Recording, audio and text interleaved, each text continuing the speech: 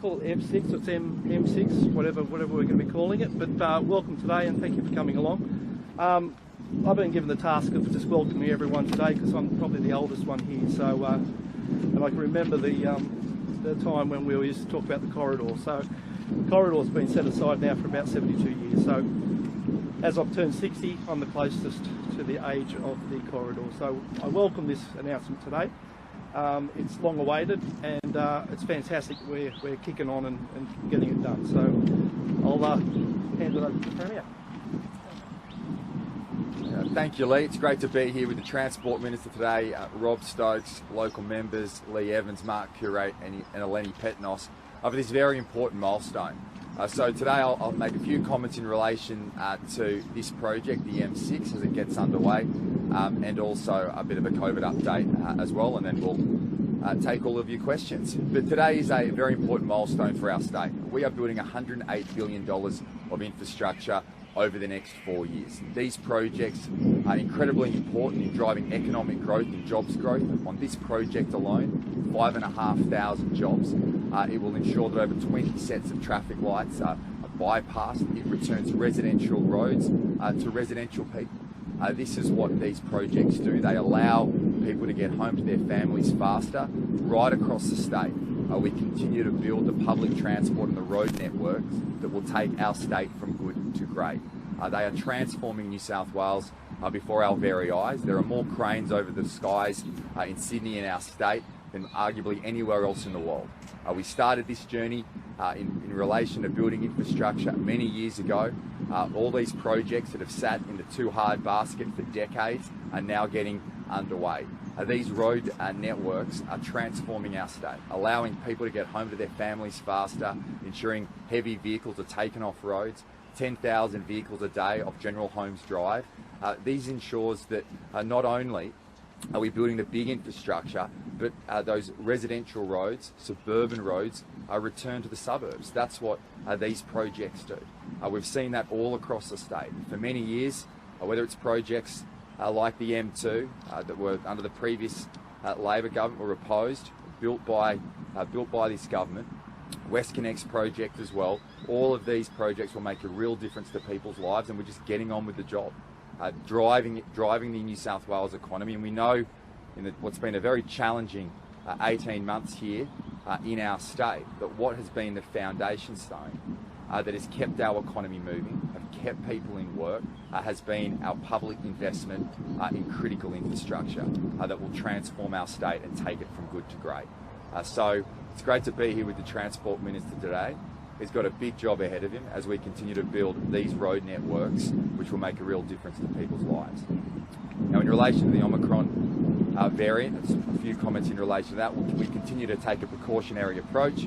We're working very closely with the Commonwealth Government. I was speaking to the Prime Minister this morning. We're having a National Cabinet in relation to developments, I think tomorrow or later today.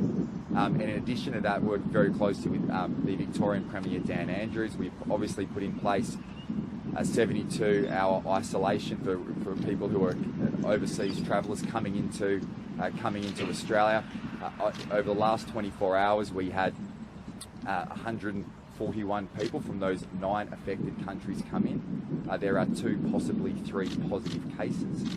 Those 141 travellers on 5 flights over the last 24 hours are in our health quarantine facility. But ultimately, as I said yesterday, we don't just need to learn to live alongside COVID, we need to learn to live alongside the variants as well. And we're very confident based on our high vaccination rate. I said yesterday, and I'll say it again, vaccination is key to New South Wales being able to continue to open up safely. For everybody across New South Wales who have made that effort, can I thank you? Close to 95% of people have received their first dose vaccination. That is incredibly important. And in addition to that, our booster shot program is up and running as well. And I just want to, my key message today is for those people across the state where it's been 6 months since your second dose vaccination, please go out and get a booster shot. That program is well underway. You can receive a booster shot either at our Homebush Centre, our Granville Centre, through your GP, through your pharmacist. The pandemic is not over. but we need to continue to open up our state, open up our economy, keep people back into work. There are many challenges that are in front of us, but I believe the key to success here has been our high vaccination rate, but also to remember that if you are eligible for a booster shot, please go out and get one. That is the best way of protecting you and your family as we move through this difficult journey. We've come through a lot over the last 18 months. We've got through that. We're going to get through this, and it's going to be a very bright summer. Now going to pass to Robert Stokes, Transport Minister, who will make some comments about the importance of this project to the people of our state.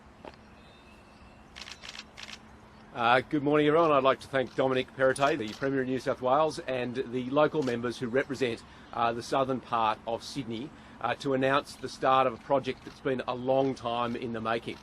The County of Cumberland scheme that was gazetted back in 1951 locates this corridor as the M6, and it is wonderful that we are now the government that gets to deliver on that long-awaited commitment to the people of southern Sydney. That same map that indicated the route of the West Connects, the North Connects, the Northwest Metro, and also this important corridor has been a blueprint for this government to deliver the projects that other governments have only talked about. As the Premier has articulated, this is a congestion-busting project. More than 20 sets of traffic lights will be avoided. It'll significantly increase savings in terms of travel times between places like Cogra or Tarrant Point through to Mascot and the city and beyond. The 4 kilometres of twin tunnels will start literally under our feet and go all the way to Arncliffe. And there's an exciting dividend for local residents around Rockdale and Cogra as well. Some new great playing fields as well as active transport networks, pedestrian pathways, bike pathways, and the opportunity for along General Holmes Drive to return that area more to the community and to create more of a vibe throughout places like Brighton Les Sands by taking around 10,000 vehicles off the roads. And again, as the Premier has articulated, there's also the opportunity to provide 5,500 jobs through this project over coming years, and we look forward to it being completed by the end of 2025. And another great initiative that this government is able to deliver to make life that little bit easier for people from southern Sydney. Thanks. Questions? Premier, some visa categories were due to be freed up in the coming days, more people coming in on a variety of visas. What's going to happen? I've spoken obviously to the Prime Minister this morning in relation to that. They're working through those details, and I think what's most important here is we continue a precautionary approach. The Victorian and New South Wales governments, who are mostly affected by this new strain, are working very closely together for a coordinated approach. The Prime Minister is looking at those issues in relation to visa holders, and my understanding is, particularly I think on the 1st of December, is the date where some of those changes are due to be made. He will obviously, in consultation with states, make some decisions in relation to that. But this is a national cabinet process, so you'll have a say in it. What would be your recommendation? Well, I think that's too early to tell. I mean, we'll work through and get the advice from Commonwealth officials as well as our state health officials.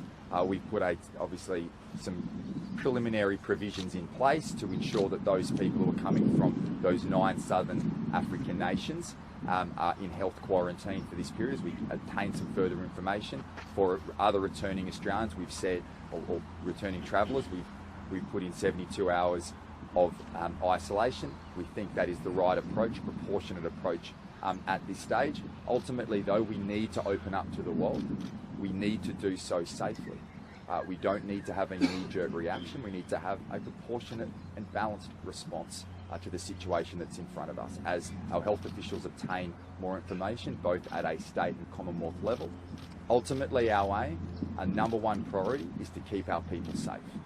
That's what we've done over the last 18 months, and that's what we'll do over the next 12 months as we move through the next phase of this pandemic. But we want to keep people safe. That's exactly the goal of the New South Wales government. It's what we've done over the last 12 months. We've always said as well that as we do open up, not just domestically but internationally, case numbers will increase. The measure of success, though, is not case numbers. The measure of success is keeping people out of hospital, keeping people safe, and at the same time opening up the economy to keep people in work and to keep businesses open. That's the balance we've had in the past, and that's the balance we will have as we move through the next phase of the pandemic. So what do you think is the point that if the borders don't open to visa holders?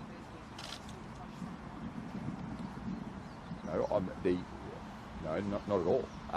What is most important is that we keep people safe, and that we open up as quickly as possible, but as safely as possible.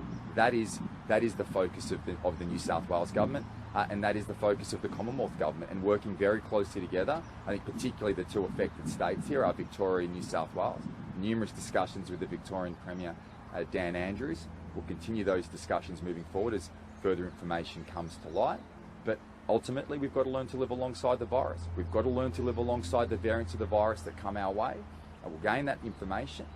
The vaccination rate here is one of the highest in the world. That is not the case in the Southern African nations. And what this clearly demonstrates, as we have said to the people of New South Wales throughout this entire pandemic, going out and getting vaccinated, receiving those booster shots, keeps you and your family safe, and the efforts that everyone across New South Wales has made has enabled us to open up as quickly as possible.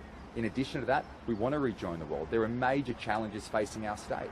There are labour shortages across New South Wales. There are many families, there are many businesses that rely on and survive on international tourism, international borders being open to survive, to employ people, and the balance we've had in the past is the balance that we're going to take going forward. There are a lot of fears on what this will do to travel and holiday plans this summer and next year. How confident are you that they will be able to stay open?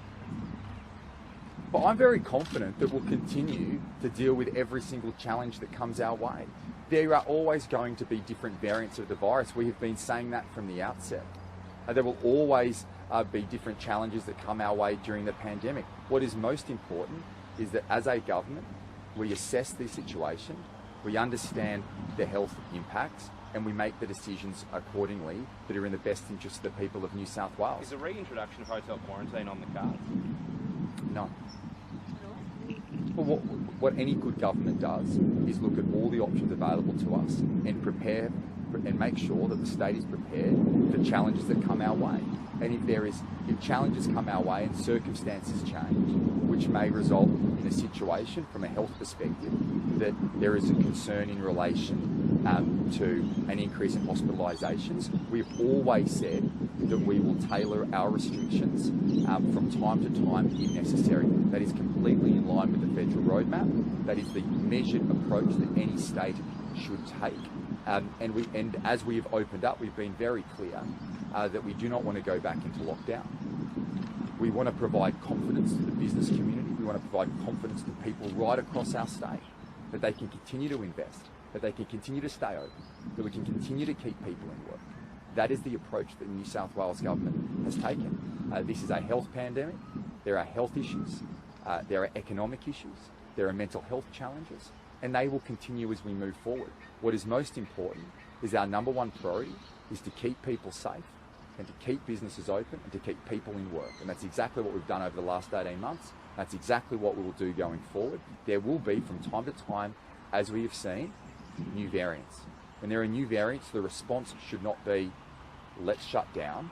The response from this government and other governments is, let's understand the situation, let's assess the health impacts and make a decision once that information comes to light. And what we have done is put measures in place over the next, well, we said 72 hours and obviously 14 days quarantine in our health facility for those people who come in from those Southern African nations. We know that is an impediment. We know that an inconvenience. That's an inconvenience for many of those travellers coming into Australia. But until we get further information, it is the appropriate response to take.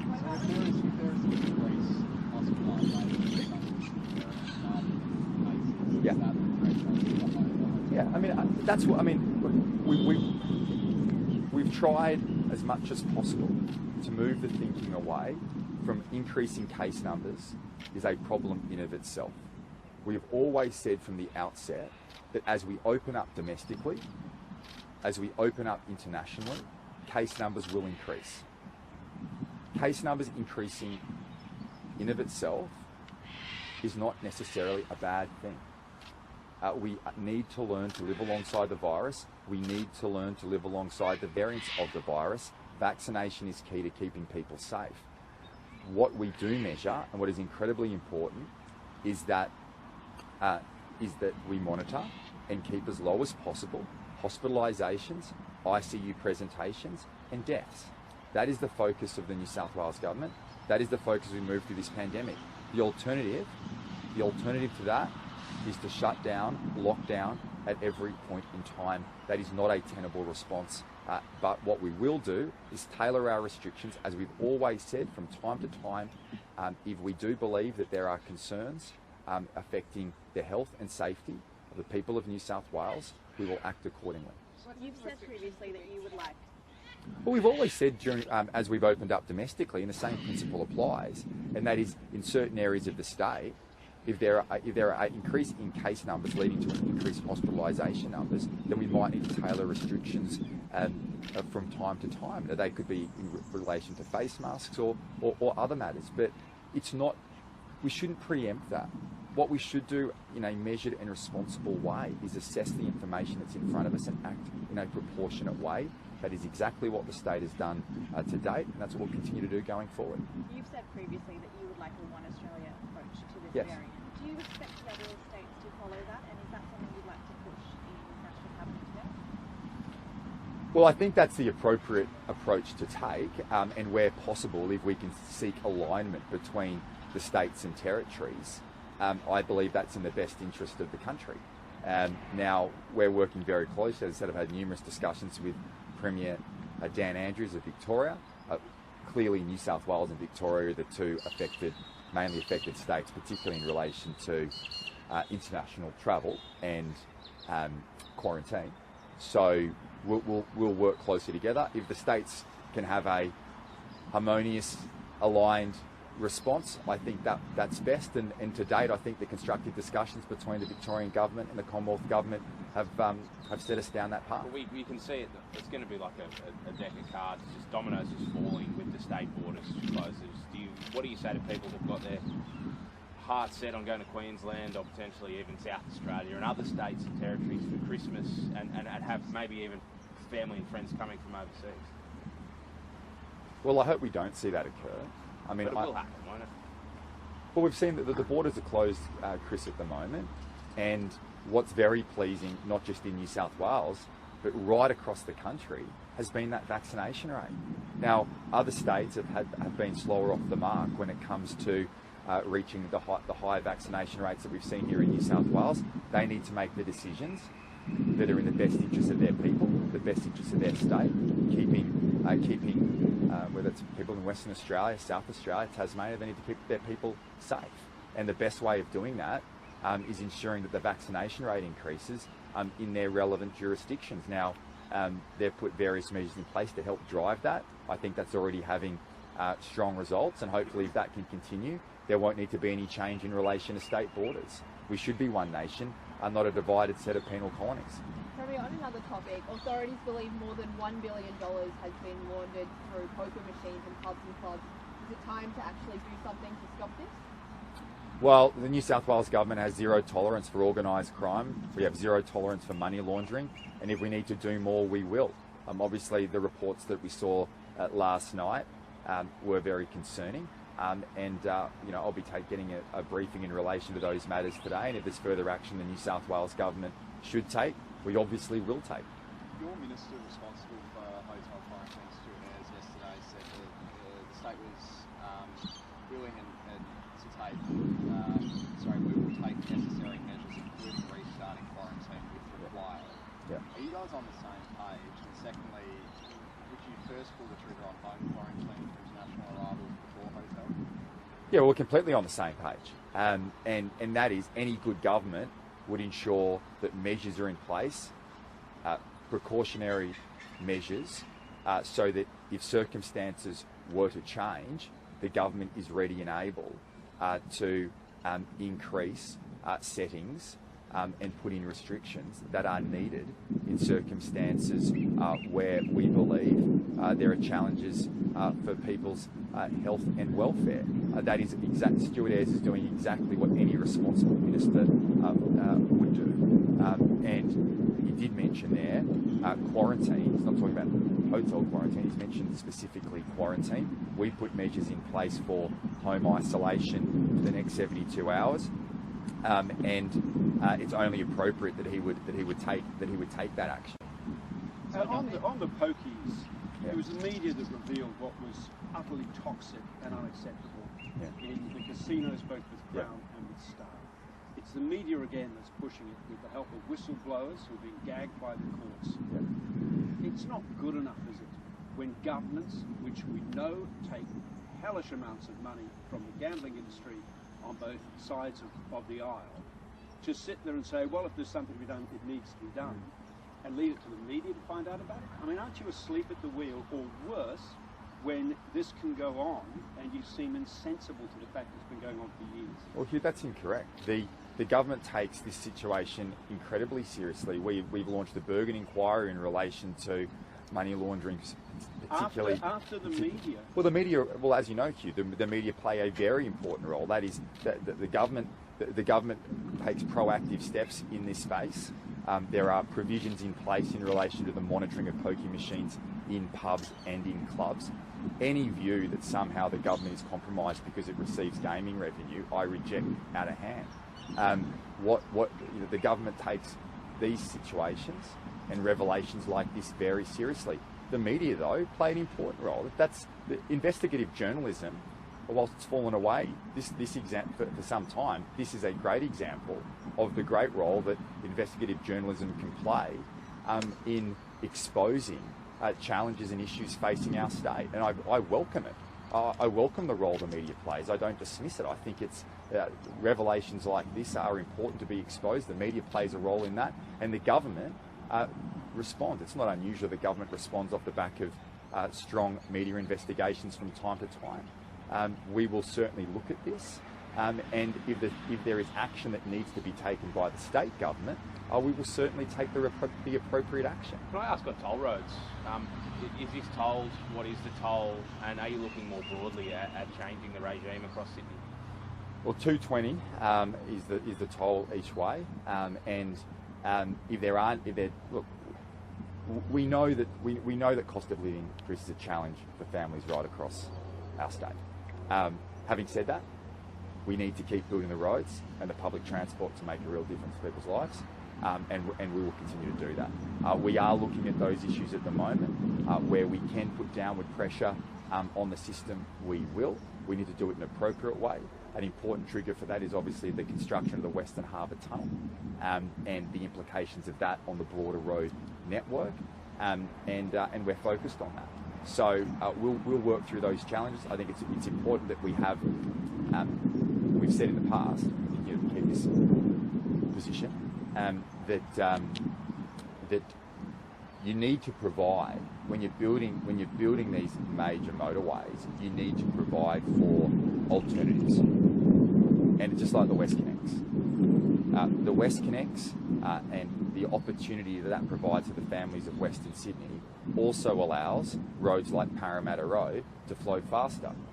If we hadn't built the M2, and let's not forget, when we announced the M2, when Bruce Baird was the Transport Minister and was censured in the House, almost censured in the House, in what was a hung parliament at the time, the Labor Party called the Northwest the road to nowhere. No one know what they said at the time. No one's ever going to live in Northwest Sydney. That is the lack of foresight and vision. Could you imagine today if the people of Northwest Sydney were crawling into town on Epping Road? That is the consequence of a government saying, we're putting it all into hard basket, we're not going to build these roads because there are challenges to do it. Well, that is not our government. We will build these roads. If you don't want to use these roads, you can use the ancillary roads that run alongside it, and they will flow faster as well. Have you been to Stony Creek Road up at Bexley? Because the trucks I understand going to the airport, the port, it's ridiculous. Yeah, we're aware of that issue, and we'll continue to work through it. That is something that can be looked at as part of the broader framework in terms of the network, and there are always going to be challenges from time to time. We've seen the benefits of, particularly like with North Connects, and as somebody who lives in that area, Pennant Hills Road, the impact that taking trucks onto motorways like North Connects have made a substantial difference. That North Connects tunnel, which has not really got the coverage it deserves, is a fantastic piece of infrastructure that not only allows people to get up from the Central Coast down to Sydney faster, into the city, out to the western suburbs faster, but it's also had a significant impact of alleviating congestion on Pennant Hills Road. It's turned Pennant Hills Road into a tourist attraction in its own right, from Pearce's Corner to Thompson's Corner, and for parents driving their kids to school. In the past has been an incredible challenge navigating and negotiating with traffic on that road. Those roads, that tunnel has made a substantial difference. So we'll continue to get on with the job. We know from time to time when we're building infrastructure, and a lot of it, $108 billion over the next 4 years, there will be problems.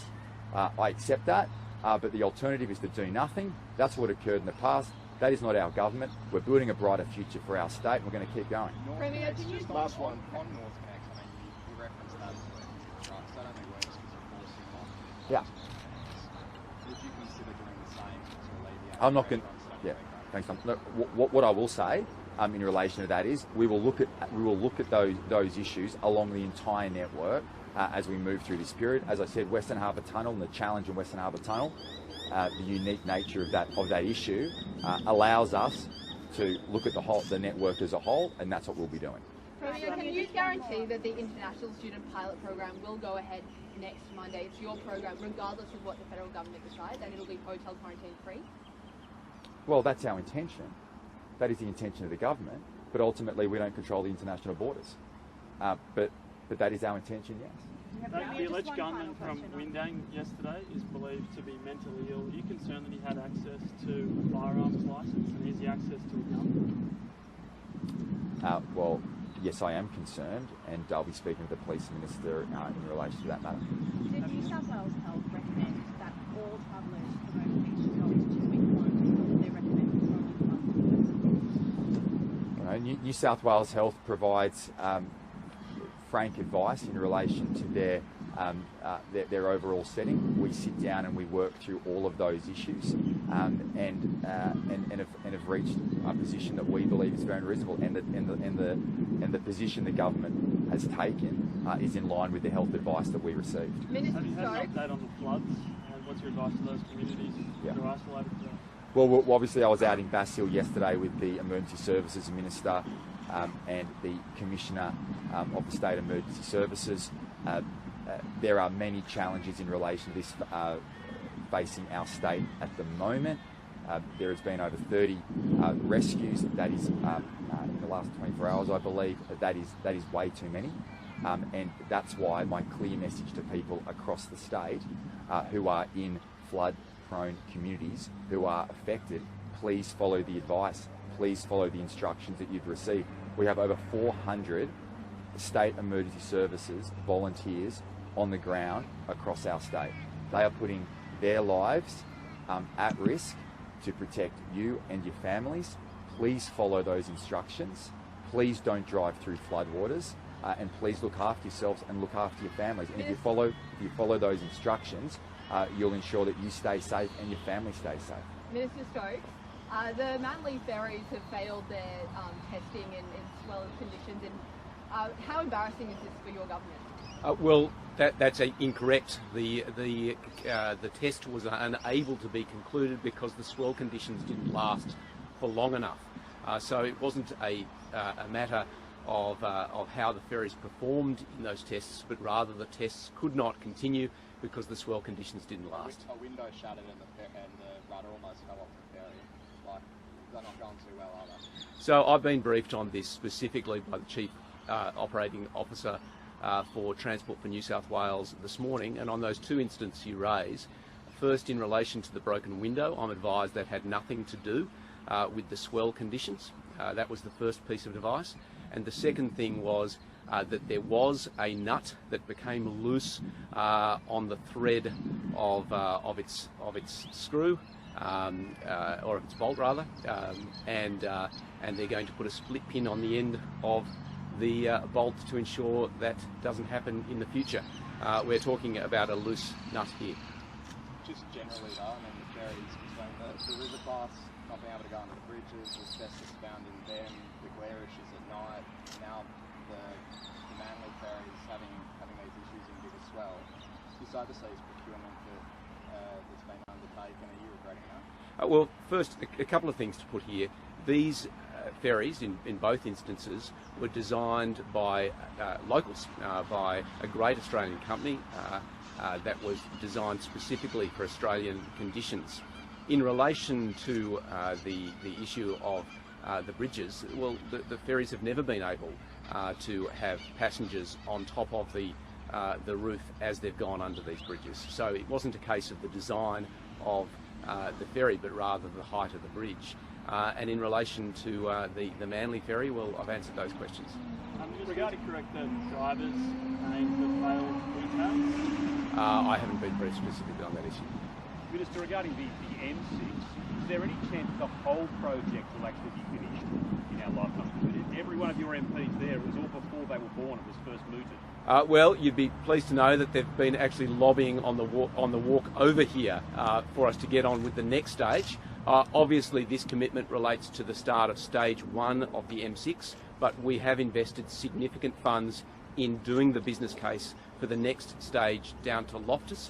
That will enable government to make an investment decision in due course, but until that business case is completed, we won't know the answer to that question. But certainly, we look at a pipeline of projects, and that's why we've demonstrated across Sydney our capacity to build these roads that are identified as necessary, and this is the first stage in the M6, and it is our intention to look at what we can do to fulfil that original promise made some 70 years ago. 2025 and the budget's the same for stage 1? Yes, so the budget is locked in for stage 1. As I've indicated, in relation to future stages, that business case work is underway, and that'll be able to inform future investment decisions. Thank you. Thanks, everyone.